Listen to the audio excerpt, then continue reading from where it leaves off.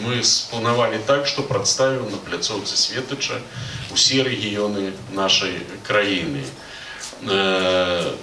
Прадставілі даволі шырока берасцейшчыну, а зараз вырашылі чыста інфармацыйна з удзелам асноўных тых людзей, хто фактычна генератары гэтай ідэі, вырашылі прадставіць Гродзенскую вобласць вось на пляцоўцы Дома кнігі Светач, менавіта праз айчынную кнігу, тую кнігу, якая расказвае пра гэты багаты на гісторыю асветніцтва регион. В целом в этом году мы еще планируем издать целый ряд книг, их порядка 8.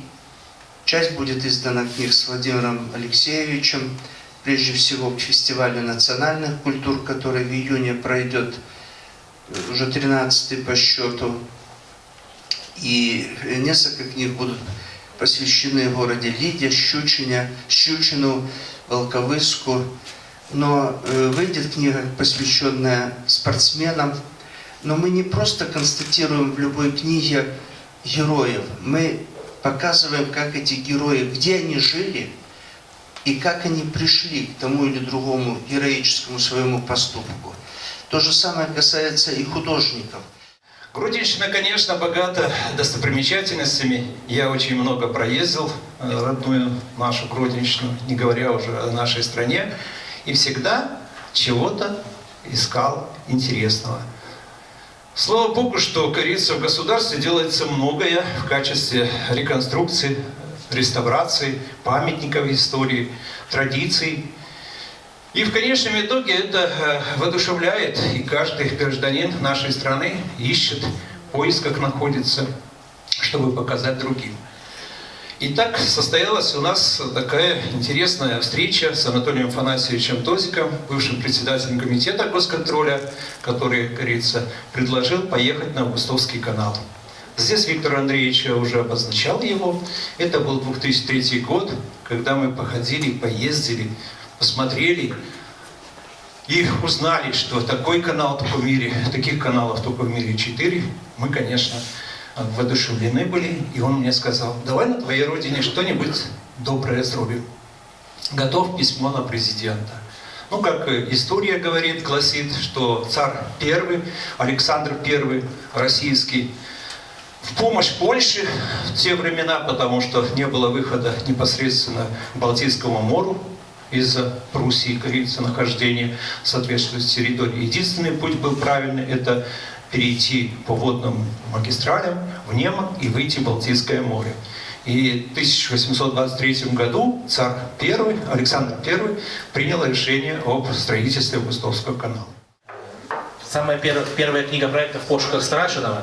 В ней довольно много интересного по гродненской истории. И там я представил фотографии из своей коллекции, а тексты писал известный вам, уважаемый Александр Николаевич Карлюкевич. Это была первая книга проекта. С тех пор уже в рамках проекта издано 27 книг. И более чем, наверное, около 20 книг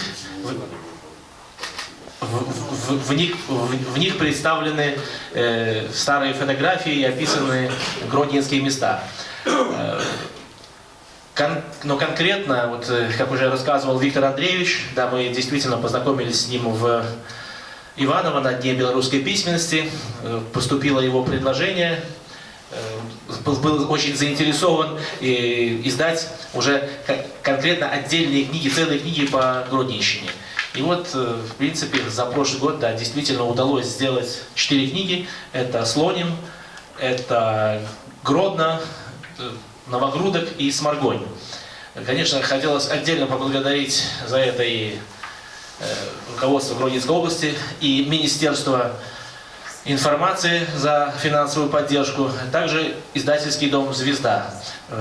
3 из 4 книг именно вышли в этом издательском доме и также были напечатаны здесь у нас на полиграфкомбинате. Коли мы бачим сегодня ось такое багацце кніжных навінак, якія зроблены і дзяржаўнымі видавецтвамі, менавіта, магчыма, невялікімі видавецтвамі, самімі краязнаўцамі, якія цікавяцца гісторыяй і менавіта Гродзеншчыны, то я разумею зараз вельмі добра, наколькі гэта гігантскі пласт. 20 июня, если позволит ситуация, планируется проведение книжного фестиваля в направлении краеведения в Мирском замке. И министром информации было принято такое решение о проведении таких импресс, о презентации областей через книгу накануне этого. И несколько недель назад у нас была презентация «Книжный свет Беларуси. Берестейщина», но при полном зале здесь не хватало свободных мест для того, чтобы презентовать брестские книги. Ну, а сегодня Гродненщина. И посоветовавшись, принимая решение, министр информации о том, как это будет происходить сегодня, ну вот приняли решение такое новомодное, исходя из той ситуации, которая есть сегодня, такой онлайн, что ли, трансляции. И поэтому все то, что здесь происходит в режиме фото и видео, вы сможете увидеть на сайте Министерства информации, на сайте издательского дома «Звезда» и на сайте ОАО «Белкнига».